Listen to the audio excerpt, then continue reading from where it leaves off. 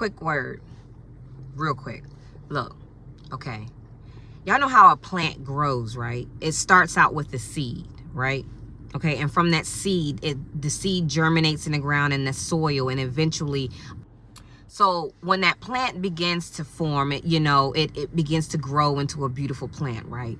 And that plant is beautiful. Matter of fact, it's not that beautiful yet because you haven't seen it.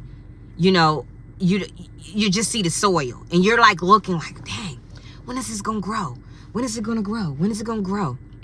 And then eventually you may see a little stubble come on out, and then you see a little piece of green something.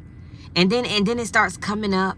And if you pay attention to it daily, like me, I didn't even know nothing about a green thumb. All I know is that I like nurturing stuff. I love nurturing people.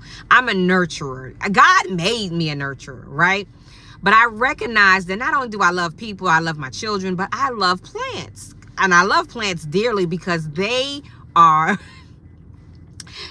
really give you mouth back. Children can at times, but plants don't. Now, plants will speak to you when they're a little droopy and be like, the leaves might start turning a little brown, talking to you, talking about, oh, I need some water, I need some nutrients, I need some food, different things that plants will do to speak to you. But overall, they treat you pretty good.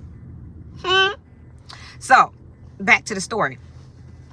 I recently received this particular plant, and me being the nurturer I am, I went around the plant, because it was a secondhand plant given to me, and I started cleaning out all the dead stuff around it, right? All the dead stuff around it, getting all the dead stuff around it. And I noticed that it was growing up out of the soil, so it really needs to be repotted, right?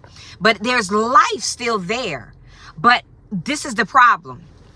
The foundation of it needs to be replanted. See, there are some things in our life that needs to be repotted, needs a new foundation. You know what I'm talking about?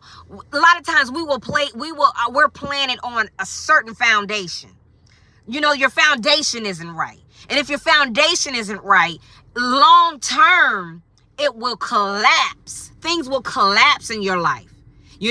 There's a scripture that talks about the house built on soil, on stony ground, the house built on this ground. But then there was the house that was built on solid rock foundation. You want to be built on solid rock foundation. You want your foundation to be Christ, okay?